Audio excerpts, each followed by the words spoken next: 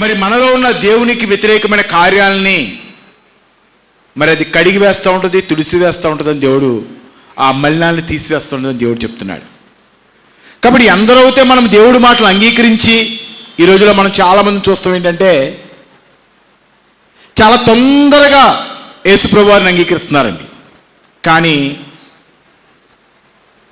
వాళ్ళ బుద్ధులు మార్చుకోకుండా, వారి గుణాలు మార్చుకోకుండా, పరివర్తన లేకుండా కేవలము మరి అందులోంచి ఇందులోకి వస్తే మనకి ఏమన్నా కలిసి వస్తుందేమో. మరి ఎందుకంటే బైబిల్లో మనం మరి యేసుప్రభు వారి శిష్యుల్ని మరి మనం చూస్తున్నప్పుడు 12 మంది మరి దేవుడు అభిషేకించినట్లుగా, 12 మంది మరి దేవుడితో పాటు ఉన్నవారిగా, మరి 12 మంది మరి దేవుని కార్యాల్లో పాలు పంచుకున్న వారిగా, మరి 12 మందిని దేవుడు మరి ఆయనతో పాటు ఉన్నవారిగా మనకు కనపడుతున్నారు. నేను అందులో యోధాను మనం చూస్తున్నప్పుడు యేసు దగ్గరికి వచ్చాడు, బాప్తిజం తీసుకున్నాడు, అభిషేకం చేయించుకున్నాడు. మరి యోధా దేవుడితో పాటు నడుస్తూ ఉన్నాడు. కానీ అతనిలో ఏ మార్పు లేకుండా అతనుకున్న ధనాకాంక్షను బట్టి అతను పాడైపోయినట్లుగా జీవగ్రంథం చెప్తుంది. కాబట్టి ఈ దినాల్లో మనం యేసుప్రభు వారు శిష్యులుగా మనం ఉండి యేసుక్రీస్తు ప్రభు వారి దగ్గరికి మరి వచ్చి మనం మారని వారిగా, వాక్యానుసారంగా మన జీవితాన్ని మార్చుకోని వారిగా, లోక సంబంధమైన గుణాలని మనతో పాటు మరి ట్రావెల్ చేసేవారుగా మనం ఉన్నప్పుడు ఒకరోజు యోధా చూసిన ఆ భయంకరమైన స్థితి మనం కూడా చూడవలసిన పరిస్థితి వస్తుంది. కాబట్టి దేవుని వాక్యం ఏం చెప్తుందంటే అది నిన్ను ఆశీర్వాదకరంగా ఉంచుతుంది. దేవుని వాక్యం నేను ఏం చెప్తుందంటే అది నిన్ను ఉన్నతులుగా చేస్తుంది. దేవుని వాక్యం నేను ఏం చేస్తుందంటే మరి పాపము అంటకుండా, ఎక్కడ మరి కీర్తనల గ్రంథము 119:3 చెప్తున్నాడు, నీ వాక్యము నా హృదయంలో ఉన్నప్పుడు నేను పాపము చేయకుండా ఉండగలుగుతున్నానయ్యా. అంటే దేవుని యొక్క వాక్యము మన లోకంలోకి, పాపంలోకి వెళ్ళకుండా మనల్ని కాపాడుతూ ఉంటుంది. కాబట్టి వాక్యాన్ని మనం శ్రద్ధగా విని మరి దాని ప్రకారంగా బ్రతికేవారుగా మనము ఉండాలి. అలా లేకుండా మనము మరి సంఘానికి వచ్చి మరి వెళ్ళటం వల్ల మనకి మరి ఎలాంటి ప్రయోజనం ఉండదు, కానీ దానివల్ల ఆశీర్వాదం ఉండదు. కానీ అనతి కాలంలో మనం చూస్తే యోధా ఎలా దెబ్బతిన్నాడో ఒక రోజున మనం అలా దెబ్బతినే పరిస్థితి మనకు ఉంటుంది. కాబట్టి దేవుడి సన్నిధికి వచ్చిన వాళ్ళు మనము భయభక్తులు కలిగి ఉండాలి. దేవుడి సన్నిధికి వచ్చిన వాళ్ళు మనము పాత రోత జీవితాన్ని విడిచిపెట్టాలి. దేవుడి సన్నిధికి వచ్చిన మనము మనలో ఉన్న వ్యతిరేకమైన లక్షణాలను, అందుకని చెప్పాడు దేవుడు, అడవి ఒలివ కొమ్మల్ని కత్తిరించినట్లుగా కత్తిరించేయాలి. ఒకవేళ నా దగ్గరికి వచ్చి ఒకవేళ మీరు నాలో అంతగట్టబడి లేని పక్షములో,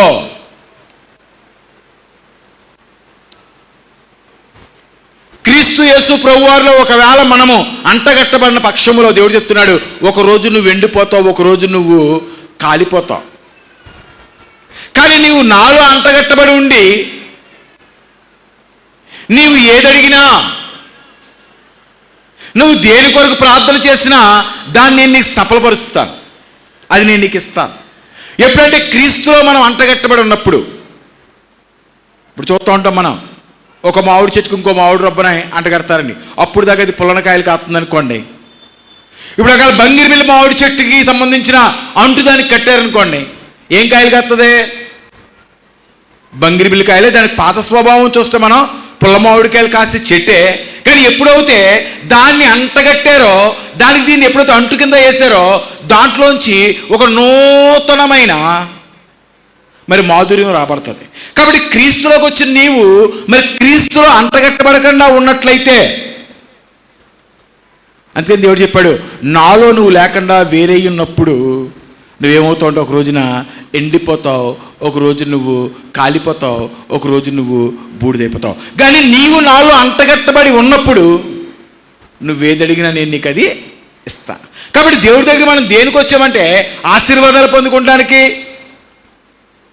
దేవుడి దగ్గర మనం దేనికి వచ్చామంటే ఈ లోకమాన్యాన్ని అంటించుకోకుండా మన జీవితాన్ని సరి చేసుకుని ఒక రోజున మరణం తర్వాత పరలోక రాజ్యంలో దేవుని పాదాల దగ్గర సుఖ నివాసము గలవారుగా మనం ఉండటానికి. మనం దేవుడి దగ్గరికి ఎందుకు వచ్చామంటే మరి కుటుంబాలు ఈ లోకంలో ఉండగా మరి దేవుడు తోడు, ఆశ్రయం.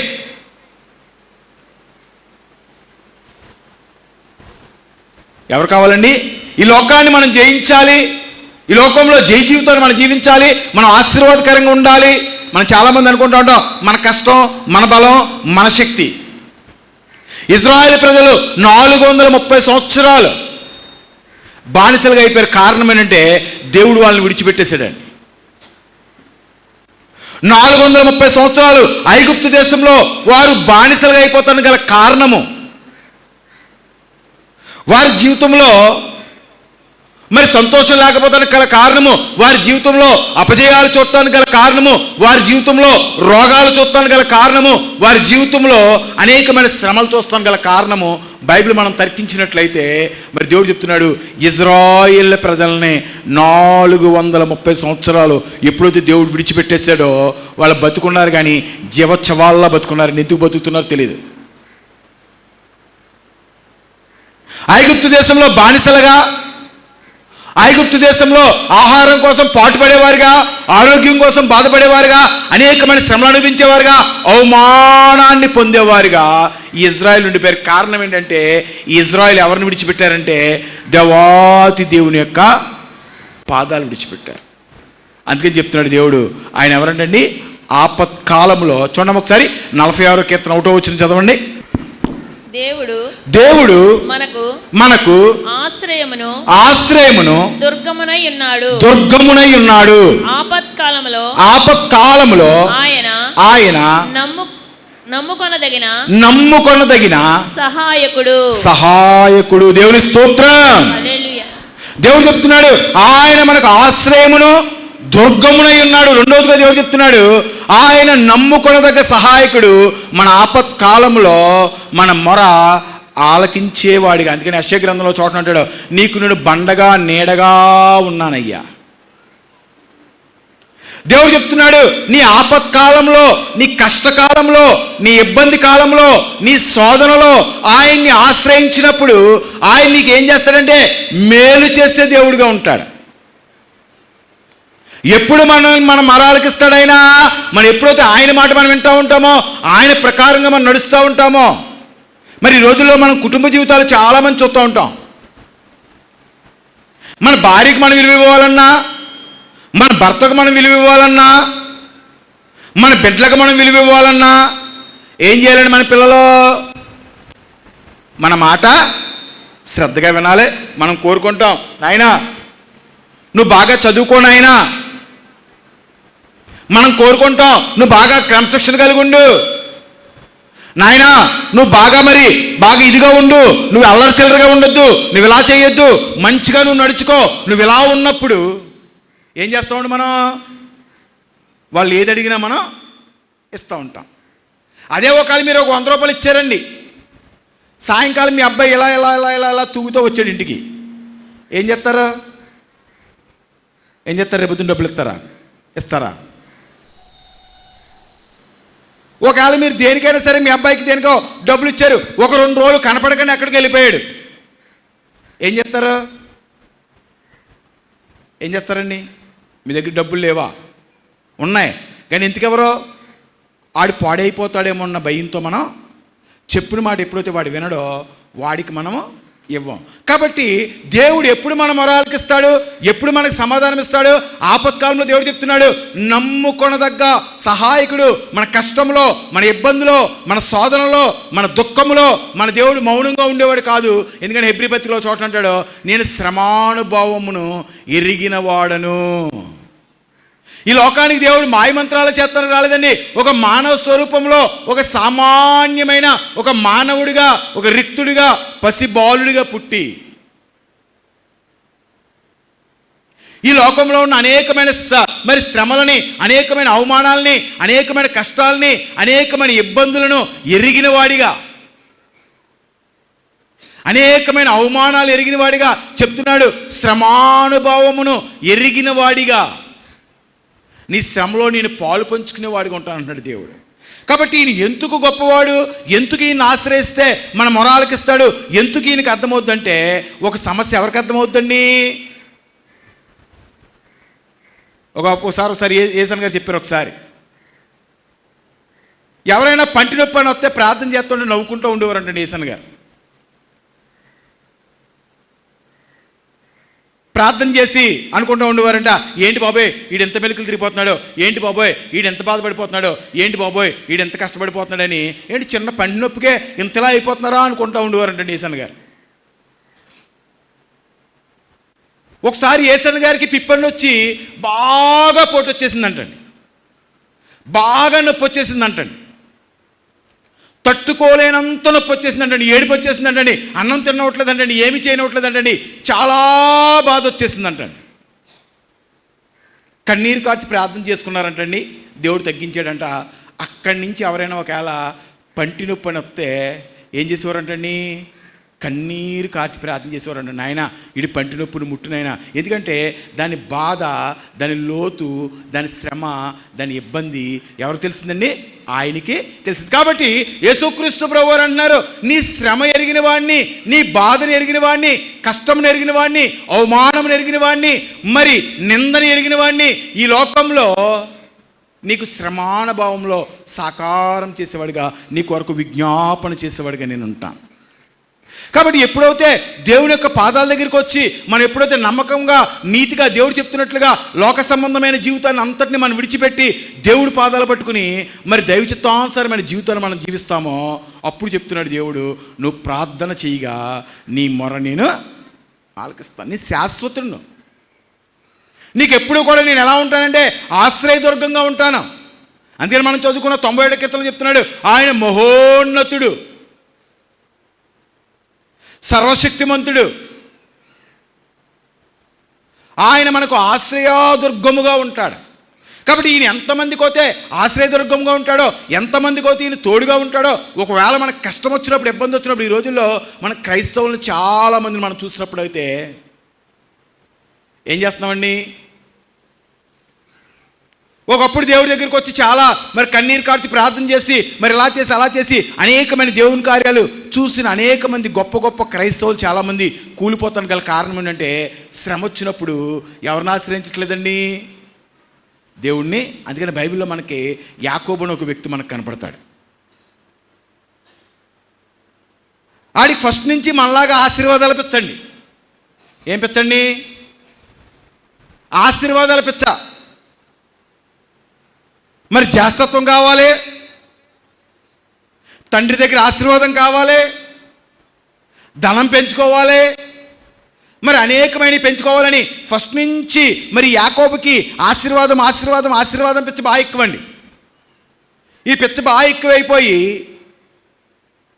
మరి వాళ్ళ అన్నగారిని మోసం చేసి మరి వాళ్ళ తండ్రి గారి దగ్గర ఏం తీసుకున్నాడండి, ఆశీర్వాదం తీసుకున్నాడంట. తీసుకోగానే మరి యాసావుకి చాలా కోపం వచ్చేసిందంటండి. మరి బైబిల్లో మనం చదివినట్లయితే యాకోబు ఎలా ఉన్నాడంటండి, గుడారవాసిగా ఉన్నాడంటండి, తల్లి దగ్గర ఉన్నాడంట, తల్లి దగ్గర తిరుగుతూ ఉన్నాడంటండి, తల్లికి సాయం చేస్తూ ఉన్నాడంట, ఇంట్లోనే ఉండేవాడంటండి, వేటకు కూడా వెళ్ళేవాడు కాదంటండి, దేనికి బయటకు వెళ్ళేవాడు కాదంటండి, ఎప్పుడు కూడా తల్లు చాటి పెట్ట కింద బ్రతుకుతూ ఉండేవాడండి. యాసోవు మట్టుకు ఎలా ఉండేవాడంటే బయటికి వెళ్ళేవాడంటండి, వేటాడేవాడంట, అనేకమైన ప్రాంతాలకు అడివంతా కూడా తిరుగుతూ చాలా ధైర్యంగా ఉంటూ ఉండేవాడంట, చాలా ధైర్యంగా ఉంటూ ఉండేవాడంట. ఒకరోజు నీ అన్నదమ్ములిద్దరి మధ్యన పెద్ద గొడవ వచ్చిందని, పెద్దగా వచ్చింది. పెద్దోడు అంటున్నాడు, ఏమైనా సరే యాకోబు గారిని నేను చంపేస్తాను, ఏమైనా సరే యాకోబు గారిని నేను నశింపు చేస్తాను, ఏమైనా సరే యాకోబు గారిని నేను ఏం చేస్తానంటే చంపకుండా నేను నిద్రపోనని చెప్పి యాకోబుని చంపుతానని పరిగెడుతుండగా తల్లిగారు చేశారండి, చోట నుండి పంపించేశారండి. అయ్యా నువ్వు ఎక్కడికి వెళ్ళిపోతావు అంటే, పలానా చోట మీ మేనమావులు ఉన్నారు, పలానా చోటకు నువ్వు వెళ్ళిపోవయ్యా. ఏం తెలియదండి అప్పుడు దాకా తనకే, బయటికి వెళ్తాం తెలీదు, ఎక్కడికి వెళ్ళాలో తెలీదు, ఎవరి దగ్గరికి వెళ్ళాలో తెలీదు. మరి బయటకు వచ్చిన తర్వాత అతను ఆపత్కాలంలో ఏం చేస్తున్నాడు, యాకోబుని దేవుడు ఆశీర్వదిస్తానికి, యాకోబుని దేవుడు కాపాడటానికి, యాకోబుని దేవుడు రక్షిస్తానికి గల కారణము యాకోబు ఏం చేస్తాడు చూడండి ఒకసారి. ఆదికాండము 28వ అధ్యాయము 20వ వచనం కానీ చూడండి. అప్పుడు యాకోబు నేను తిరిగి నా తండ్రి ఇంటికి క్షేమముగా వచ్చినట్లు దేవుడు నాకు తోడయుండి నేను వెళ్ళుచున్న ఈ మార్గములో నన్ను కాపాడి తినుటకు ఆహారమును ధరించుకొనుటకు వస్త్రములను నాకు దయచేసిన ఎడల యెహోవా నాకు దేవుని స్తోత్రం. ఆ రాత్రికాల సమయంలో, ఆపత్కాలంలో, దుఃఖంలో, మరి ఎక్కడికి వెళ్ళాలో తెలియని పరిస్థితిలో, అడవిలో ఒంటరిగా ఉండి పడుకునేటప్పుడు యాకోబు ప్రార్థన చేసుకున్నాడు, నాయనా ఏం చేస్తావు నన్ను? చాలామంది మనం ఏం చేస్తామంటే ప్రారంభ దశలో బాగానే ఉంటామండి దేవుడి దగ్గర. ప్రారంభ దశలో దేవుడి పాదాలు పట్టుకుని, దేవుడు మరి ఇదిని పట్టుకుని దేవుడి దగ్గర ప్రార్థన చేసుకుని అనేకమైన కార్యాలు పొందుకున్న వారికి ఉంటాం. కానీ క్రైస్తవంలో ముదిరిపోయిన తర్వాత మనకి విశ్వాసం తగ్గిపోయి అవిశ్వాసం పెరిగిపోద్దండి. ఏం తగ్గిపోద్దండి? విశ్వాసం తగ్గిపోద్ది. ఇంకంతా కూడా మన సొంత బలం మీద, మన సొంత శక్తి మీద. ఎవరిని ఆశ్రయించమంటే దేవుడిని ఆశ్రయించండి. దేవుడు చెప్తున్నాడు, ఇదిగో ఆపత్కాలంలో ఆయన నమ్ముకొనదగ్గ సహాయకుడు, ఆయన నీకు కేడమును. ఆయన ఎలా ఉంటాడంటండి? ధ్వజముగా ఉంటాడంట మనకి. ఈ యాకోబు ఎప్పుడైతే దేవుడి పాదాలు పట్టుకుని ప్రార్థన చేయడం ప్రారంభించాడో, దేవుడి పాదాలు పట్టుకుని మరి అడగడం ప్రారంభించాడో, దేవుడి దగ్గర ఎప్పుడైతే ప్రార్థన చేయడం ప్రారంభించాడో, దేవుడు చెప్తున్నాడు, యాకోబు నేను నిన్ను రక్షించి నీ ప్రాణాన్ని కాపాడి అడవి మృగాలు పాలు కాకుండా. అప్పుడు దాకా యాకోబు మామూలుగా ఉన్నాడు. కానీ ఎప్పుడైతే ఆపత్కాలంలో, ఇబ్బంది కాలంలో, కష్టకాలంలో, ఈ రోజుల్లో చాలామంది మనం ఏం చేస్తూ ఉంటామంటే దేవుడి దగ్గర ప్రార్థన చేస్తామండి, నామకా ప్రార్థన చేస్తాం. పొద్దున్నే లెగ్గనో పాఠంలాగా ప్రార్థన చేస్తూ ఉంటాను. కొంతమంది నేను మనల్ని కూడా చూస్తూ ఉంటాను, పుస్తకాలు పట్టుకుని ఒక అరగంట చదువుకుంటూ ఉంటాను అందులో ఉన్న ప్రార్థనలన్నీ. మీ నాన్నగారితో మాట్లాడాలంటే ఏం చేయాలి? ఇప్పుడు పిల్లలు తండ్రితో మాట్లాడాలనుకోండి, మరి అన్న పర్మిషన్స్తో. ఒక రాజు దగ్గరికి మనం వెళ్ళాలనుకోండి, రాజుకి ఏం కావాలండి? రాజు దగ్గరికి వెళ్ళాలంటే ఏం కావాలి? ఒక ఎమ్మెల్యే గారి దగ్గరికి మనం వెళ్ళాలనుకోండి, ఏం కావాలి మనకి? బయట పిఏ గారికి చెప్పాలి, పిఏ గారు ఓకే అనాలి, ఇది పట్టుకెళ్ళి మళ్ళీ ఎమ్మెల్యే గారి దగ్గర పెట్టాలి, ఎమ్మెల్యే గారు ఓకే అనాలి. అప్పుడు కానీ మనకు లోపలికే వెళ్తానికి ఉండదండి. ఎవరు వెళ్ళిపోతారండి? వాళ్ళ అబ్బాయి వచ్చాడు అనుకోండి, పిఏ కూడా పక్క తప్పుకుంటాడు, అందరూ కూడా పక్క తప్పుకుంటారండి. ఆడు పెద్ద లాడ్లాగా తలుపు తీసుకుని లోపలికే వెళ్ళిపోతాడు. అలా మనవడు వచ్చాడు అనుకోండి, ఏం చేస్తాడు? పిఏ గారి దగ్గరికి వెళ్ళి పర్మిషన్ అడుగుతాడండి. అడగడం, డైరెక్ట్గా లోపలికి వెళ్ళిపోతాడండి. ఎందుకంటే వాడు ఎవరి సొత్తు అండి? ఆయన సొత్తు. కాబట్టి దేవుడు చెప్తున్నాడు, వెలపెట్టి నేను కొన్నాను, మీరు నా బిడ్డలై ఉన్నారు, మీకు నా దగ్గర స్వతంత్రం ఉంది. అందుకని దేవుడు చెప్తున్నాడు, నాలో నువ్వు అంతగట్టి ఉన్నప్పుడు, నాలో నువ్వు కలిసినప్పుడు, నాతో పాటు నువ్వు ఉన్నప్పుడు, నాతో పాటు నువ్వు మరి ప్రయాణం చేస్తున్నప్పుడు దేవుడు చెప్తున్నాడు, నేను నువ్వు ఏమడిగినా ఏం చేసినా నీ మొర నేను ఆలకించి సమాధానం ఇచ్చేవాడిగా ఉంటాను. ఇలా చాలామంది మనం దేవుడి దగ్గర నామకా ప్రార్థన చేసే వాళ్ళగా ఉన్నాం, కానీ హృదయంతరంగాల్లోంచి. అందుకని కాలేబు కోసం బైబిల్లో మాట ఉంటుంది, అతడు హృదయంతరంగాల్లోంచి మరి దేవుడికి ప్రార్థన చేస్తాడు. అందుకని కొన్ని చోట్ల దేవుడు యెషయా గ్రంథంలో చెప్పాడు, పెదవులతో మాత్రమే మీరు నన్ను ఆరాధిస్తున్నారు, కానీ మీ మనస్సులోంచి, మీ హృదయంలోంచి నన్ను ఆరాధించేవారుగా లేరు. దేవుడు చెప్తున్నాడు, ఆపత్కాలంలో ఆయన నమ్ముకొనదగ్గ సహాయకుడు మనకు మరి ఎలా ఉంటాడంటే డాలుగా ఉంటాడని దేవుడు చెప్తున్నాడు. కానీ దేవుడి పాదాలు మనం విడిచిపెట్టి, ఈ యాకోబు ఎప్పుడైతే దేవుడి పాదాలు పట్టుకుని కన్నీరు కార్చి ప్రార్థన చేయడం ప్రారంభించాడో, యాకోబుని దేవుడు మరి ఆపదలోంచి, కష్టంలోంచి, ఇబ్బందులోంచి తప్పించాడు. తర్వాత 21-22 సంవత్సరాలు మరి వాళ్ళ మాంగారి దగ్గర పాలేతనం చేశాడు. వాళ్ళ అమ్మాయిని పెళ్లి చేసుకోవడం కోసం అక్కడ బానిసగా చాలా పనిచేశాడండి. పనిచేసిన తర్వాత యాకోబు గారిని మళ్ళీ స్లోగా యాకోబు ఆశీర్వదించబడతాం, దీవించబడతాం, గొర్రెల మందలు పెరుగుతాం. యాకోబు మరి వృద్ధులతో ప్రారంభించాడంటండి. వెంటనే వాళ్ళ బామ్మద్దులకి, ఎవరికండి? వాళ్ళ మాంగారికి అందరికీ కూడా యాకోబు మీద ద్వేషం వచ్చేసిందంటండి. తరమటం ప్రారంభించారండి. యాకోబు వాడు వస్తున్నాడన్న విషయం ఎవరికి తెలిసిందంటండి? యాసావుకు తెలిసిందంటండి. అక్కడ మన వాళ్ళు పెద్దోళ్ళు అంటారు కదా, ముందు నుయ్య వెనక గొయ్య. ఏమవుద్దండి అప్పుడు మనకే? ఏమవుద్ది? ఇటెల్లలో మనకే అర్థమవుతుందా? ఒక్కొక్కసారి మనం చూస్తాం సమస్యలు నలుపక్కల మనల్ని చుట్టేసినప్పుడు, చాలామంది ఆత్మహత్య చేసుకుని చచ్చిపోతానికి, చాలామంది దిగజారిపోతానికి, మరి చాలామంది వ్యసనాల పాలైపోతానికి, చాలామంది మరి వారి జీవితంలో భ్రష్టమైన స్థితికి దిగజారిపోతానికి గల కారణం ఏం చెయ్యాలో తొయ్యదండి వాళ్ళకి. ఏం తొయ్యదండి? ఏమి చెయ్యాలో తొయ్యదు. మరి యోబుకు కష్టం వచ్చింది, దేవుడి పాదాలు పట్టుకున్నాడు. యోబుకు శ్రమ వచ్చింది, ఇబ్బంది వచ్చింది, దేవుడి పాదాలు పట్టుకుని కన్నీరు కారుస్తూ ఉన్నాడు.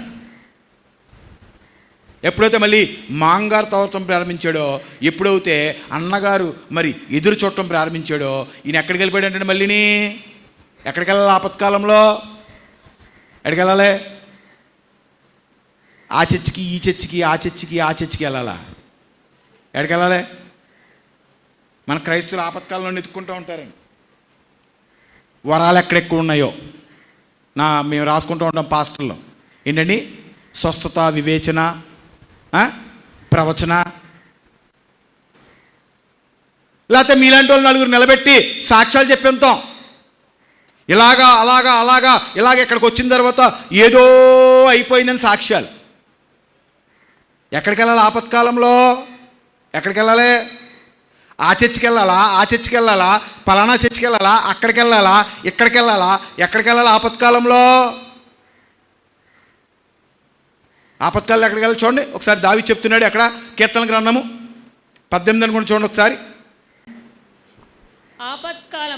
ఆపత్కాలమందు వారు నా మీదికి రాగా, అమ్మా నా మీదకి రాగా యెహోవా నన్ను ఆదుకొనెను. దేవుని స్తోత్రం. ఇంకా మరి అదే అధ్యాయం ఒకసారి చూడమ్మా, పైన 6వ వచనంలో మాట ఉంటుంది చూడండి ఒకసారి. అదే అధ్యాయము 18వ అధ్యాయం 6వ వచనంలో మాట ఉంటుంది చూడండి.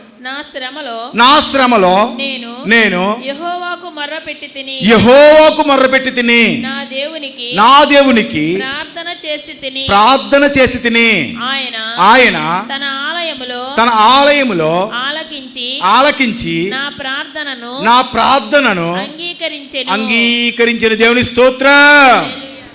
దావీదు చెప్తున్నాడు, నా ఆపత్కాలంలో, నా కష్టంలో, నా ఇబ్బందిలో, నా శోధనలో, నా దుఃఖములో నేను ఎవరి దగ్గరికి వెళ్ళానంటే దేవుని యొక్క పాదాల దగ్గరికి వెళ్ళాను. నన్ను తమురుతుండగా, నన్ను పరిగెట్టిస్తుండగా నేను ఎవరి పాదాలు పట్టుకున్నానంటే దేవాతి దేవుని యొక్క పాదాల దగ్గరికి వెళ్ళినప్పుడు నా మొర ఆయన ఆలకించి. ఎవరి మొర? అందుకని నేను మనకు 1-10 సార్లు చెప్తాను, బైబిల్ చదవండి అమ్మా, బైబిల్ చదవండి. బైబిల్ దేవుడు మనకిచ్చిన మార్గం అని. అందుకని దావీదు చెప్పాడు, అయ్యా నీ వాక్యము నా పాదములకు దీపం. అయ్యా నీ వాక్యమును నేను తెలుసుకున్నప్పుడు అది ఏ మార్గంలో వెళ్ళాలో నాకు అది నేర్పుతుందని చెప్తున్నాడు. నీ వాక్యము నాకు మెడలో హారము. నీ వాక్యము ఎలాంటండి? పడక మీద ఉన్నప్పుడే నాకు జుంటి తేనె దారాల కన్నా కూడా మధురముగా ఉందని నన్ను నడిపిస్తూ ఉంది. ఇవాళ మనం చాలామంది అక్కడికి పరిగెట్టి ఇక్కడికి పరిగెట్టి ఇక్కడికి పరిగెట్టి అక్కడికి పరిగెట్టి ఏం వదిలేస్తున్నామండి? ఏం వదిలేస్తున్నాం? అందుకని మన హిందూ సాంప్రదాయం ఉంటుంది, కుమారస్వామిని మరి ఎవరంటండి వినాయకుడిని ఇద్దరిని అన్నారంటండి, ప్రపంచమంతా తిరిగి రమ్మన్నారంటండి. వెంటనే మరి కుమారస్వామి గారు మరి ఏం వేసుకున్నారంటే వాహనాన్ని వేసుకుని, మరి ఆ నెమలనే వాహనాన్ని వేసుకుని మరి మొత్తం అంతా వెళ్ళిపోయాడంటండి. కానీ వినాయకుడు మాత్రం ఎక్కడున్నాడంటండి? ఎక్కడున్నాడంట? మరి శివుడు పార్వతి యొక్క పాదాల దగ్గరుండి ప్రదక్షిణ చేస్తూ నమస్కారం చేస్తూ ఉన్నాడండి. సర్వము ఎరిగిన దేవుడు నువ్వే. ఇవాళ మనం ఏం చేస్తున్నామంటే మనకు ఆపత్కాలం వచ్చినప్పుడు, ఇబ్బంది కాలం వచ్చినప్పుడు, శోధన వచ్చినప్పుడు, కష్టం వచ్చినప్పుడు అక్కడికి వెళ్ళాలా, ఎక్కడికి వెళ్ళాలా, ఇంకెక్కడికైనా వెళ్ళాలా అని చాలా విధాలు వెతుక్కుంటున్నాం. కానీ అందుకనే బైబిల్లో మనకు దేవుడు చెప్తున్నాడు, ఆపత్కాలంలో దేవుని పాదాల దగ్గరికి వెళ్ళాలి. మరి దేవుడి పాదాలు ఎక్కడున్నాయి? ఎక్కడున్నాయండి? ఎక్కడున్నాయి? మందిరంలో ఉన్నాయా? లేకపోతే అక్కడెక్కడైనా ఉన్నాయా? కొండ మీద ఎక్కడైనా ఉన్నాయా? మరి ఇంకెక్కడైనా ఉన్నాయా? లేకపోతే ఒకవేళ పొరపాటున యెరూషలేములోగా నేను వెళ్తా 2 పాదాలు అలా పెట్టేస్తాం వల్ల యెరూషలేం మీద ఏదైనా కొండ మీద ఎక్కడైనా ఆ యేసుప్రభువు 2 పాదాలు అక్కడే ఉండిపోయినాయా? ఎక్కడున్నాయండి? దేవుడు చెప్తున్నాడు, నీ దేహమే దేవుని యొక్క ఆలయం, అందులో నేను నీకు నివాసమై ఉన్నాను, నీ దేవాలయంలో నేను నివాసమై ఉన్నాను. కాబట్టి ఎప్పుడైతే నువ్వు దేవుడు పాదాలు పట్టుకుని దేవుడి దగ్గరికి వచ్చి కన్నీరు కార్చి ప్రార్థన చేసి నీ అపరాధములు అంగీకరించి విడిచిపెట్టేవాడిగా ఉంటావో, యాకోబు తన ఆపత్కాలంలో దేవుడి దగ్గరికి వచ్చి కన్నీరు కార్చి దేవుడిని అడుగుతూ ఉన్నాడు, అయ్యా ఈ కష్టం నుంచి, ఈ బాధ నుంచి, ఇబ్బంది నుంచి. ఓ పక్కన మాంగారు తోరుతూ ఉన్నాడు, ఓ పక్కన బామద్దులు తోరుతూ ఉన్నారు, ఓ పక్కన అన్నగారు వేచిస్తూ ఉన్నాడండి. ఎప్పుడు వస్తాడా? 400 మందితో వేచిస్తూ ఉన్నాడండి. యాకోబు గారు వస్తే యాకోబు గారిని వెంటనే తెగేసేద్దామని. ఎప్పుడైతే యాకోబు ప్రార్థన చేస్తూ ఉన్నాడు, అందుకని బైబిల్లో దావీదు చోట అంటాడు, నా శత్రువులనైనా మిత్రులుగా మారుస్తున్నవాడా. చదువుకోండి కావాలితే 33వ అధ్యాయం 4వ వచనం చదవండి. ఆదికాండం 33:4 చదవండి. ఆదికాండం. అప్పుడు ఏసావు అతన్ని ఎదుర్కొన పరిగెత్తి అతనిని కౌగలించుకొని అతని మెడ మీద పడి ముద్దు పెట్టుకొనెను. దేవుని స్తోత్రం.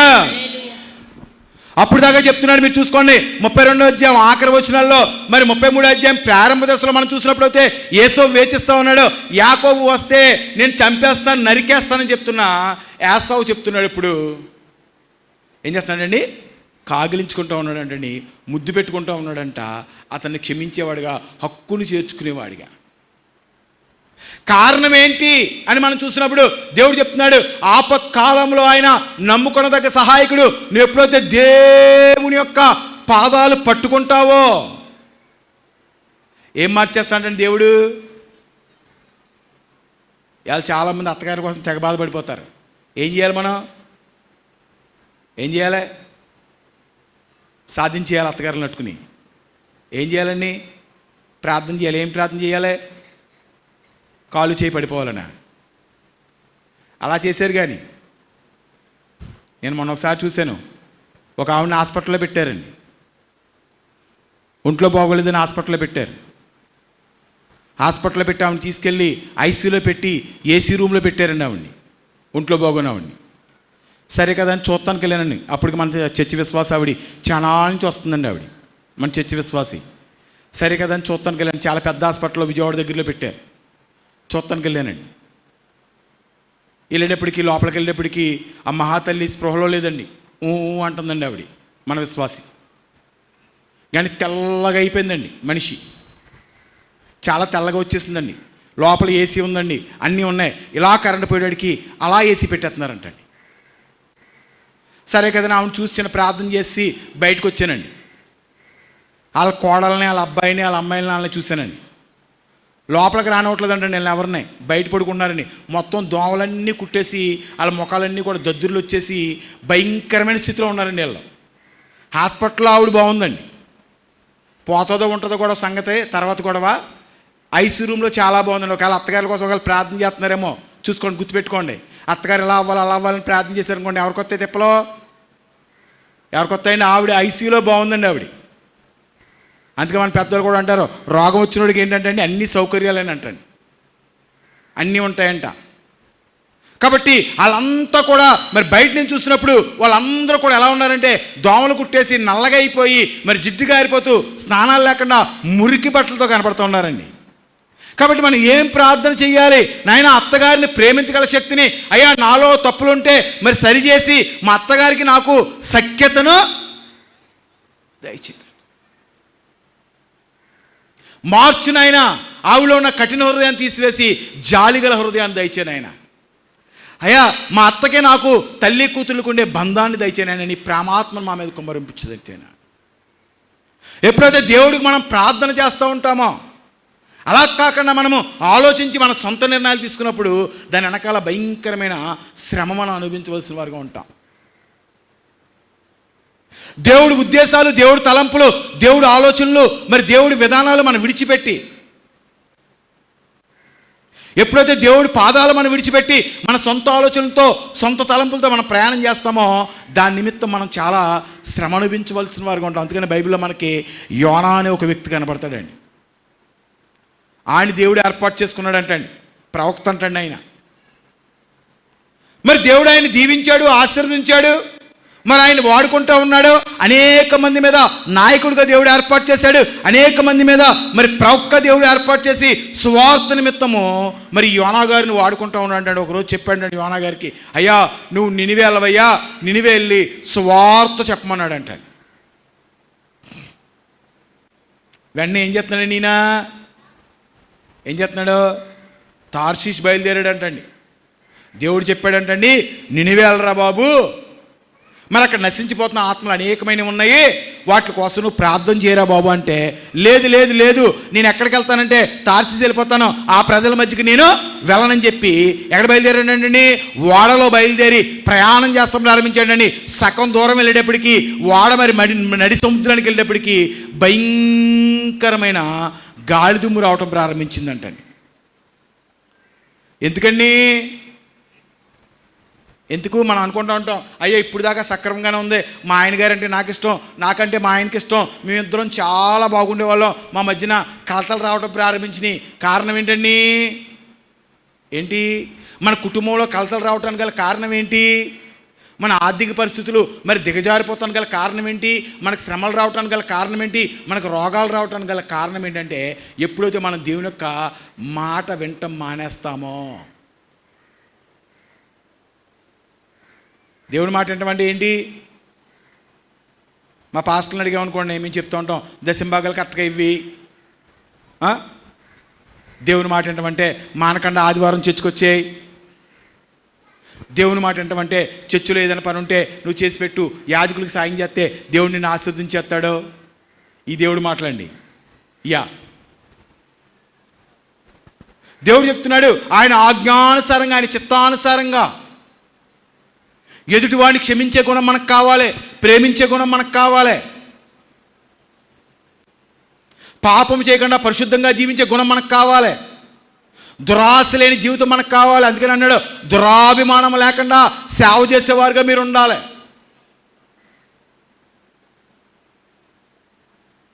ఏం కావాలి మనకంటే దేవుడు చెప్తున్నా దేవునికి ఉన్న లక్షణాలు మనకు కావాలి. దైవ లక్షణాలు మనకు లేకుండా, దైవాత్మ మన మీద లేకుండా, దేవుడి యొక్క విధి విధానాలు మనలో లేకుండా, దేవుడి దగ్గరే ఉంటూ మన అబద్ధాలు ఆడుతూ మనకు నచ్చినట్లుగా, మనకు చేసినట్లుగా, మనకు తోసినట్లుగా యహలోక సంబంధమైన ఆశల కోసం మనం బ్రతుకుతున్నప్పుడు, దేవుడు మాటలు మనం విడిచిపెట్టినప్పుడు దేవుడు చెప్తున్నాడు, నీకు శ్రమ.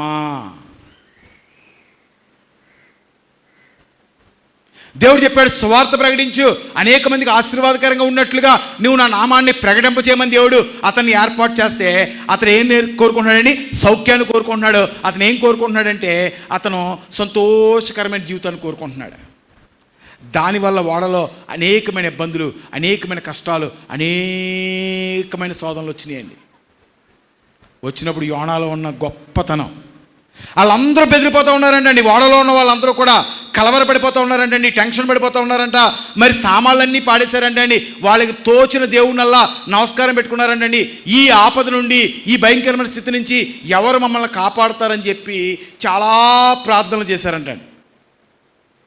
మరి మరి ఆ వాడ నడిపించేవాడు కిందకు వచ్చేటప్పటికి మహానుభావుడు శుభ్రంగా పడుకున్నాడంట పడ కుర్చీలో. మహానుభావుడు యోనా గారు ఆయన లేపన్నాడంట, అయ్యా ఆపత్కాలంలో ఉండగా నీకు నిద్ర ఎలా వస్తుందయ్యా అని అడిగాడంట.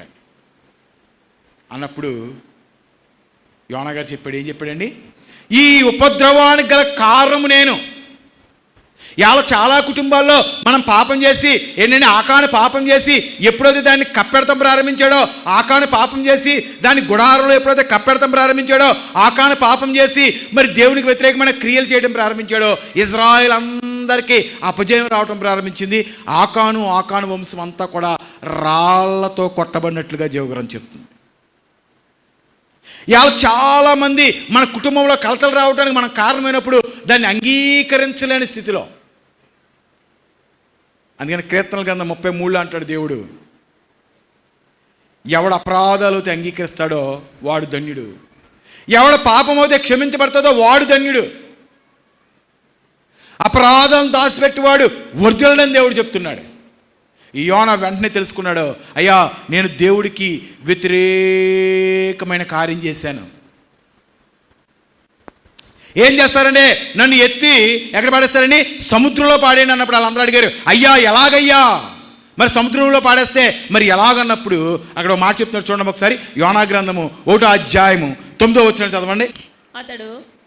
అతడు వారితో ఇట్లనెను, నేను హెబ్రీయుడను, సముద్రమునకును భూమికిని సృష్టికర్త అయి ఆకాశమందుండు దేవుడై ఉన్న యెహోవాయందు నేను భయభక్తులు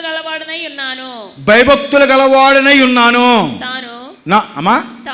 తాను యెహోవా సన్నిధిలో నుండి పారిపోవచ్చున్నట్టు దేవుని స్తోత్రం చెప్తున్నాడు. నేను ఎవరికండి, సముద్రానికి, భూమి ఆకాశములకు, సర్వ జీవరాశులకు, సర్వ సృష్టికి యజమాని అయిన దేవుడికి నేను వ్యతిరేకమైన పాపం చేశాను. ఆపత్కాలంలో దేవుడి పాదాలు పట్టుకుంటూ ఉన్నాడు, కన్నీరు కారుస్తూ ఉన్నాడు, ప్రార్థన చేస్తూ ఉన్నాడు. ఇంకా బైబిల్లో మనం చూస్తే 2వ అధ్యాయము మరి 2-3 వచనాలు చూస్తే ఒకసారి చదవమ్మా. యోనా గ్రంథం 2వ అధ్యాయం 2-3 వచనాలు. నీవు నన్ను 2-3 చదవనండి. అమ్మ 2-3 చదవండి. నేను ఉపద్రవములో ఉండి యెహోవాకు మనవి చేయగా ఆయన నాకు ప్రత్యుత్తరమిచ్చెను. పాతాళ గర్భములో నుండి నేను కేకలు వేయగా నీవు నా ప్రార్థన అంగీకరించి ఉన్నావు. నీవు నన్ను ప్రధానమైన అగాధమైన సముద్ర గర్భములో పడవేసి ఉన్నావు. దేవుని స్తోత్రం. యోనా చెప్తున్నాడు, అయ్యా అగాధంలో ఉండి నేను ప్రార్థన చేసిన, మరి ఎక్కడుండి నేను ప్రార్థన చేసిన, ఆపత్కాలంలో చెప్తున్నాడు, నేను భయంకరమైన స్థితిలో, కష్టంలో, ఇబ్బందిలో మరి ఉండి అతను ప్రార్థన చేస్తున్న సమయంలో దేవుడు చెప్పాడు, ఒక మచ్చికని చెప్పాడు, యోనాని మరి నువ్వు కడుపులో పెట్టుకోవాలి. చేప కడుపులోకి వెళ్తే ఏమవుతామండి, మనం ఒక 2-3 గంటలు మనం చూస్తూ ఉంటాం కదా. మనం ఏదైనా మింగేమనుకోండి 2-3 గంటల తర్వాత ఏమైపోతాం, మనం లోపల ఏమవుద్దండి, ఏదైనా అరిగిపోతుంది. మరి దేవుడు చెప్తా ఉన్నాడు, యోనాకు చెప్తా ఉన్నాడు, చేపకు చెప్తా ఉన్నాడు, యోనా ప్రార్థన చేస్తూ ఉన్నాడు, అయ్యా సర్వశక్తిమంతుడా, ఆపత్కాలంలో నమ్ముకొనదగ్గ సహాయకుడా, గడాంధకార లోయల్లోంచి నేను నీకు మొర్రపెట్టగా సమాధానమునిచ్చివాడా. ఈ రోజుల్లో మనం ఏం చేస్తున్నామంటే, ఆపద రాగానే ఏం చేస్తున్నాం, ఇదివరకు అంటే ఆ తాళ్ళు ఈ తాళ్ళు అని అక్కడెక్కడ తిరిగి వాళ్ళమండి. ఇప్పుడు ఆ సెక్షన్ అయిపోయింది. ఏ సెక్షన్ అయిపోయింది? మా నాన్నగారు చిన్నప్పుడు నన్ను ఎక్కడ పడితే అక్కడ తీసుకెళ్తే తాడు కట్టింతో ఉండేవారండి, ఏ గాలి ధూళి ఏ రాకుండా ఉండాలని. నేనే పెద్ద గాలి ఎదవనండి, నాకు కట్టింతో ఉండేవారు, గాలి ధూళి రాకూడదని. అయిపోయింది. ఇప్పుడు ఆ సెక్షన్ అయిపోయిందండి, తాళ్ళు కట్టించుకునే సెక్షను. మరి అక్కడికెక్కడ తిరిగే సెక్షన్ అంతా అయిపోయింది. ఇప్పుడు కొత్త సెక్షన్ అండి మనకి. ఆపత్కాలంలో దేవుడి దగ్గరికి వచ్చి కన్నీరు కార్చి ప్రార్థన చేసుకుని, దేవుడి దగ్గరికి వచ్చి మన అపరాధాలను అంగీకరించి, దేవుడి దగ్గరికి వచ్చి మనలో ఉన్న దేవునికి వ్యతిరేకమైన కార్యాలను విడిచిపెట్టి దేవుడు పాదాలు పట్టుకుని సమస్తమును నువ్వు మార్చగలిగిన దేవుడు నాయన అని దేవుడు పాదాలు పట్టుకోవడం మానేసి ఇవాళ మనం ఏం చేస్తున్నామంటే, అక్కడొక గొంతు, ఇక్కడొక గొంతు, ఇక్కడొక గొంతు, అక్కడొక గొంతు. నేను చాలామంది చూస్తూ ఉంటాను, నాన్నగారిని కూడా అడిగే వాళ్ళని చూస్తూ ఉంటాను. ఇప్పుడు ఏమవుతుందో అవసరం లేదండి వాళ్ళకి. ఏం కావాలి? 10 సంవత్సరాల తర్వాత మా అమ్మాయికి ఇంజనీర్ని ఇచ్చి పెళ్లి చేస్తానికి అవుతుంది అంటారు. ఏంటి 10 సంవత్సరాల తర్వాత వీడు ఉంటాడో పోతాడో తెలియదు.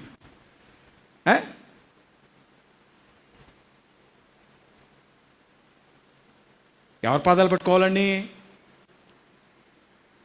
అలాగే అన్న దుఃఖంలో ఉందంట, బాధలో ఉందంట, కన్నీరు కారుస్తూ ఉందంటండి, బెడ్లు లేరంట, అందరూ ఎక్కిరిపెంతున్నారంటండి. దాన్ని సౌత్ అవుతే మరీ ఎక్కిరిపెంతా ఉందంటండి. బాగా బాధ వచ్చేసిందంటండి, బాగా దుఃఖం వచ్చేసిందంటండి, బాగా ఏడుపు వచ్చేసిందంటండి, ఆస్తి ఉందంటండి, అన్నీ ఉన్నాయంటండి, సమాధానము లేదంట. వెళ్ళిపోయిందండి, పరుగులెట్టుకుంటా వెళ్ళిపోయిందండి. దేవుని మందిరంలోకి వెళ్ళిపోయింది. పక్కనే ఉన్నారండి అక్కడ ఎవరో ఏలీ గారు పక్కనే పడకుర్చీలో కూర్చుని ఉన్నారండి. అలా అన్నయ్య గారు మనం అక్కడ చూస్తూ ఉంటాం, ఇక్కడ కాదండి, ఇప్పుడు మేము 3 గంటలకు ఇంటికి వెళ్తాం కదండి, 2:30కి ఇంటికి వెళ్తాం కదా, ఇంటికి వస్తారండి మళ్ళీ ప్రత్యేకంగా. ఏంటి ఇక్కడ చర్చిలో ఒక అరగంట కూర్చుని ప్రార్థన చేసుకుంటాం కానీ, మరి దేవుడు పాటలు పాడుతున్నప్పుడు దేవుని స్తుతించడం కానీ, మరి దేవుని వాక్యం వినటం కానీ, దేవుడి దగ్గర ప్రార్థన చేసుకుంటాం కానీ ఏముండదండి, ఏముండదు. మళ్ళీ ఇంటికి వస్తే అరగంటైనా 30 గంటైనా ఎవరిని వదలరండి, అన్నగారిని వదలరండి. మాట్లాడుతూనే ఉంటారు, సమస్యలు చెప్తూనే ఉంటారు, ఇబ్బందులు చెప్తూనే ఉంటారు, కన్నీరు కారుతూ ఉంటారండి, కచ్చి ప్లేట్ తుడుచుకుంటూ ఉంటారు, ముక్కులు చీదుకుంటూ ఉంటారు, తెగ చెప్తూ ఉంటారండి. మీరు వెళ్ళిపోతారేమో, వెళ్ళిపోతే కొద్దిగా లోపలికి వెళ్దాం, వెనకంత ఏమన్నా తాగుదాం తిందాం అనుకుంటామండి మేము. వెళ్ళరండి, అక్కడే కూర్చుని ఉంటారండి వాళ్ళు. మళ్ళీ గుళ్ళో కనపడండి, అసలు దేవుడి దగ్గర ప్రార్థన చేసుకునేగాడు కానీ, వాక్యం వినేగాడు కానీ ఇక్కడ కనపడరండి. గుళ్ళోకి వచ్చేవాడికి ఎమర్జెన్సీ అయిపోద్దండి, అలా వచ్చి ఇలా వెళ్ళిపోవాలి. ఏం టైం ఉండదో దేవుడు చెప్పాడు, ఆరాధనా దినము ప్రత్యేకమైన దినము, అది నీ దేవునికి ప్రీతికరమైన దినము. 6 దినాలు నువ్వు కష్టించు, 7వ దినాన్ని నువ్వు ఎక్కడికి వస్తావు, నా పాదాల దగ్గరికి రా, నేను నిన్ను ఆశీర్వదించి పంపిస్తాను. అదొద్దు మనకే, అదొద్దు. అన్నయ్య గారితో కావాలని ఇంటర్వ్యూ ఒక అరగంట, లేకపోతే నాలాగే ఎవడన్నా కొంత రెక్కడ బాబా అని అన్న ప్రవచించాడు ఉన్నాడు అనుకోండి, ఆయన ఇంటికి తీసుకెళ్ళి చుట్టూ భజన పెట్టి ఆయన ర్యాక్ కొట్టి ఆళ్ళలోంచి ప్రవచనం కావాలండి. ఏమొద్దు, దేవుడొద్దు, దేవుడు మాటలొద్దు. మళ్ళీ ఏం చెప్తాడు, మేము దేవుడిని నమ్ముకున్నాం. దేవుడిని నమ్ముకుంటాం అంటే ఏంటి? వాక్యమే శరీర దూరూపధారే మీ మధ్యన సంచారం చేస్తుంది. వాక్యమే ఏది దేవుడు? వాక్యమే. అందుకని దావీదు అంటున్నాడు, అయ్యా అది నాకు మార్గాన్ని చూపిస్తుంది, అది నన్ను పాపంలో పడకుండా కాపాడుతుంది, అయ్యా నాకు మెడలో హారంగా ఉంది, నాకు మార్గం చూపించే విధంగా ఉంది, నా పాదాలకు దీపముగా ఉంది, నా మెడలో హారంగా ఉందని చెప్తున్నాడు దావీదు. ఇవాళ మనం దేవుని వాక్యాన్ని విడిచిపెట్టి, అందుకనే బైబిల్ చదువుకోండిరా బాబు అని చెప్తాను. అన్న పరుగులెట్టుకుంటా అక్కడ ఉన్న పాస్టర్ గారి దగ్గరికి వెళ్ళలేదండి. ఎవరి దగ్గరికి వెళ్ళింది? దేవాతి దేవుడి దగ్గరికి వెళ్ళిందండి. అక్కడ కన్నీరు కార్చి ప్రార్థన చేస్తూ ఉందంటండి.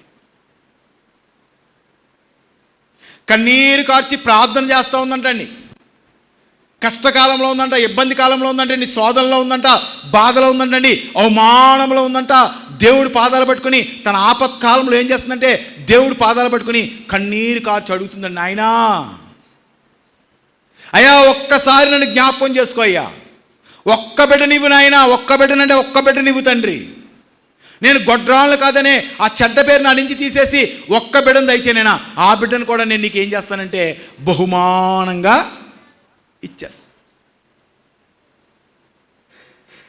దావీదు చెప్తున్నాడు, ప్రార్థనను ఆలకించువాడా, ఆపత్కాలంలో నాకు సహాయం చేయువాడా, ఆపత్కాలంలో నా మొర వింటున్నవాడా. ఎప్పుడైతే ఈ తల్లి ప్రార్థన చేయడం ప్రారంభించిందో దేవుడు ఏలియాలోంచి మాట్లాడటం ప్రారంభించాడండి. అమ్మా మళ్ళీ ఈ సంవత్సరం ఈ సమయానికి నీకేమిస్తాడండి, దేవుడు ఒక మంచి కుమారుడిని ఇచ్చి ఆస్వాదించబోతున్నాడు. ఇవాళ మనం ఎలా ఉన్నామంటే దేవుడు పాదాలు పట్టుకునే వారిగా లేం, కానీ మనకి ఏం కావాలంటే అర్జెంటుగా అయిపోవాలని కార్యాలు. 1000 రూపాయలు ఇమ్మంటారా, 10,000 ఇమ్మంటారా, లేకపోతే ఒక యేసుప్రభు విగ్రహం పెట్టించమంటారా? అట్లకి అయిపోతాయా? అవి అవసరం లేదండి దేవుడికి. ఏం అవసరం లేదు? నీ ధనం దేవుడికి అవసరం లేదు.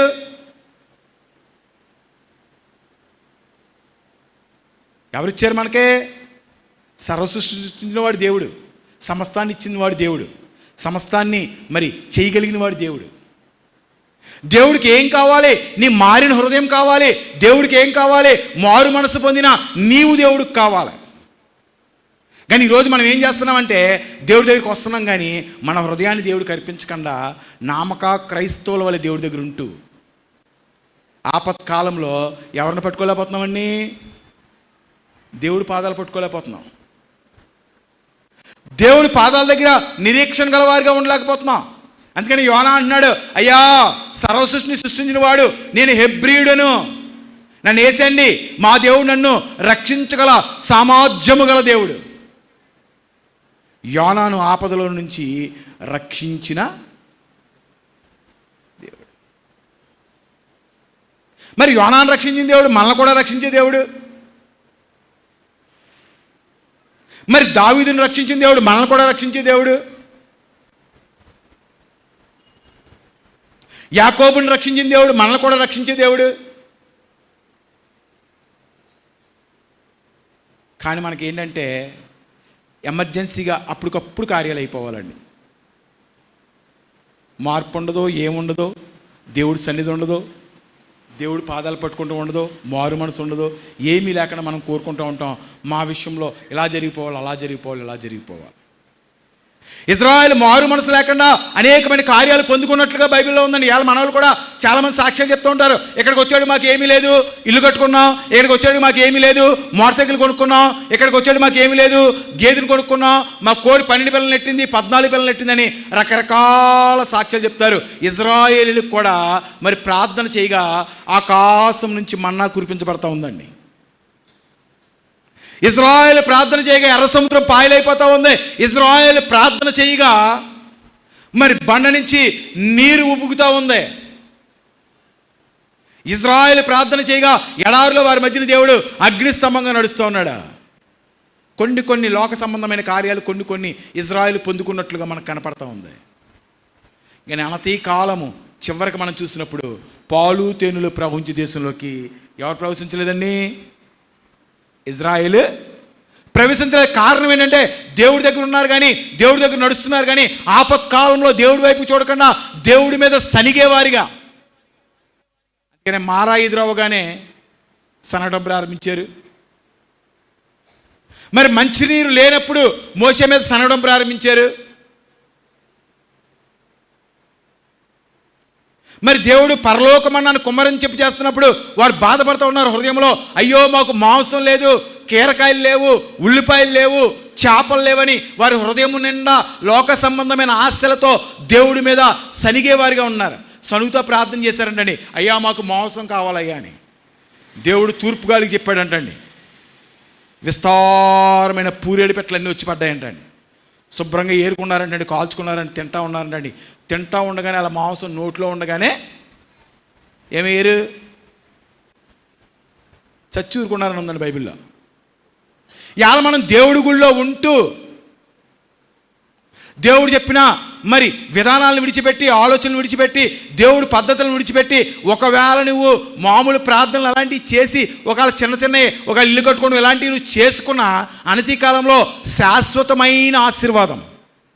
అన్నా దేవుడి దగ్గర కన్నీరు కార్చి ప్రార్థన చేసి అడిగింది, అయ్యా ఒక్క బిడ్డను నాకు ఇస్తే.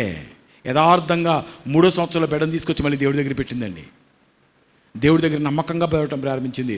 దేవుడు తనను ప్రేమించి మళ్ళీ 6 సంతానాన్ని ఇచ్చాడంటే భగవంతుడు. అంతమంది 6 సంతానం, గొడ్రాలకి దేవుడు 6 సంతానాన్ని ఇచ్చాడంటండి. అందుకని దేవుడు చెప్తున్నాడు, ఆయన నీకు ఎలా ఉంటాడంటే ఆశ్రయ దుర్గముగా ఉంటాడు. చదవండి అక్కడ 91 కీర్తన 2వ వచనం చదవండి. ఆయనే నాకు ఆశ్రయము, నా కోట, నేను నమ్ముకొను నా దేవుడని నేను యెహోవాను గూర్చి చెప్పుచున్నాను. దేవుని స్తోత్రం. దేవుడు చెప్తున్నాడు, ఆయనే నాకు ఆశ్రయము. అనేకమైన ఆపదలు రావచ్చు, అనేకమైన ఇబ్బందులు రావచ్చు, అనేకమైన కష్టాలు రావచ్చు. ఆయన ఆశ్రయంలో నువ్వు ఎప్పుడైతే ఉంటావో వాటన్నిటి నుండి ఎవరు తప్పిస్తారండి? ఐగుప్తు దేశంలో భయంకరమైన కష్టం వచ్చిందంటండి. దేవుడు చెప్పాడంట. ఏం చెప్పాడండి? ఫరో రాజుకి చెప్పమన్నాడండి, రాజ్యమంతా ప్రకటించమన్నాడంట. ఏం చెప్తావంటే మరి జ్యేష్ఠ కుమారులు అందరూ చచ్చిపోతారో, ఏం చెప్తావంటే ఐగుప్తు దేశంలోకి భయంకరమైన తెగులు రాబోతుంది, ఐగుప్తు దేశంలోకి భయంకరమైన మరి శోధన రాబోతుంది, ఐగుప్తు దేశంలోకి భయంకరమైన ఇబ్బందులు రాబోతున్నాయి. చెప్పు.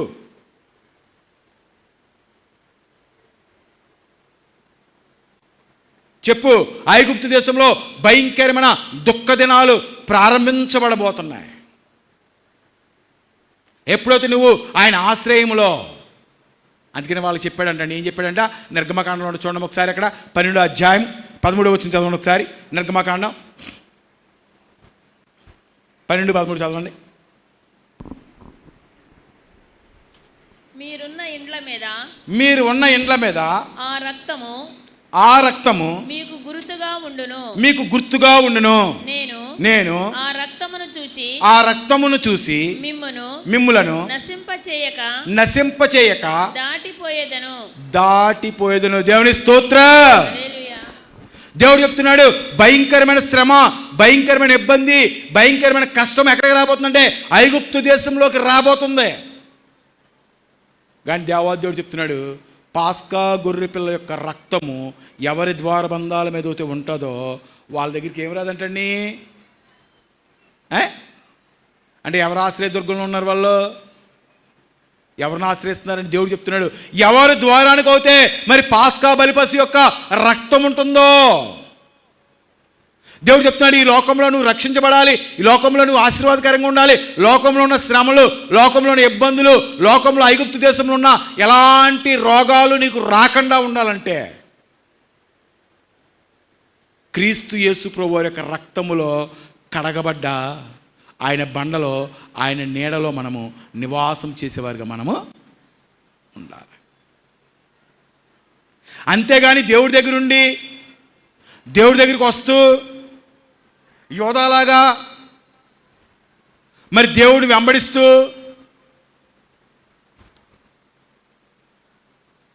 మరి దేవుడితో పాటు ఉన్నాడండి. మనసంతా ఎక్కడ ఉందండి? అడికి డబ్బు సంచి మీద ఉందండి. దేని మీద ఉందండి? డబ్బు సంచి మీద ఉంది. ఎక్కడ సంపాదించుకుందాం, ఎలా సంపాదించుకుందాం, ఏం కట్టుకుందాం, ఎక్కడ ఎలా పోద్దాం, ఏం చేద్దాం, వస్తానే ఉన్నాడండి. ఆడి భక్తుడు కాడండి. అబ్బో, ప్రథమ భక్తుడు అన్నాడు. ఏం భక్తుడు అన్నాడు? యేసు ప్రభు వారికి ప్రథమ భక్తుడు. ఎందుకంటే మరి ధనాగారం అంతటి మీద ఆడికి పెత్తనం ఇచ్చారంటండి. ధనాగార తాళం చేయలన్నీ కూడా యేసు ప్రభు వారు ఎవరికి ఇచ్చారంటండి? యోధాకి ఇచ్చారంట. ఆడు ప్రథమ భక్తుడు అన్నాడు. కానీ వాడి మనసు నిండా ఎవరు ఆశ్రయ కోట కింద లేడన్నాడు? దేవుని యొక్క ఆశ్రయ కోట కింద లేడు. అందుకని చెప్తున్నాడు, ఆయన నమ్ముకొనదగ్గ సహాయకుడు, ఆయన ఆశ్రయుడు. ఇవాళ చాలామంది క్రైస్తవ కుటుంబాల్లో మరి దేవుని దీవెన పొందుకోలేకపోతానికి, కష్టకాలంలో జయ జీవితాన్ని చూడలేకపోతానికి, కష్టకాలంలో గెలవలేకపోతానికి దేవుడు పాదాలు పట్టుకోవడం మానేసి లోక సంబంధమైన వెతుక్కునేవారుగా. ఎస్తేరికి కష్టం వచ్చింది, ఉపవాసం ఉండి దేవుడి పాదాలు పట్టుకుంది.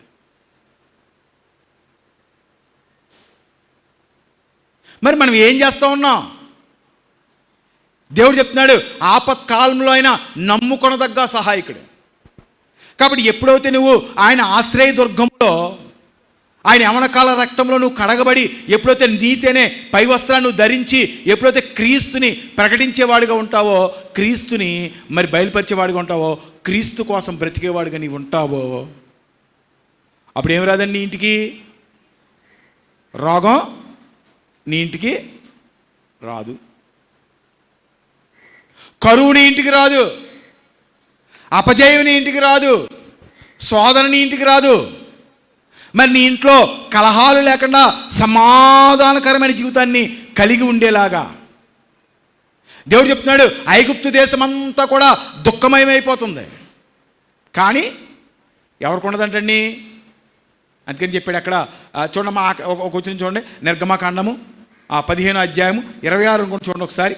మీ దేవుడైన యెహోవా వాక్కును శ్రద్ధగా విని ఆయన దృష్టికి న్యాయమైనది చేసి ఆయన ఆజ్ఞలకు విధేయులై విధేయులై ఆయన కట్టడలన్నిటినీ అనుసరించి నడచిన ఎడల నేను ఐగుప్తీయులకు కలుగజేసిన రోగములలో ఏదియు మీకు రానియను. నిన్ను స్వస్థపరిచి యెహోవాను నేనే.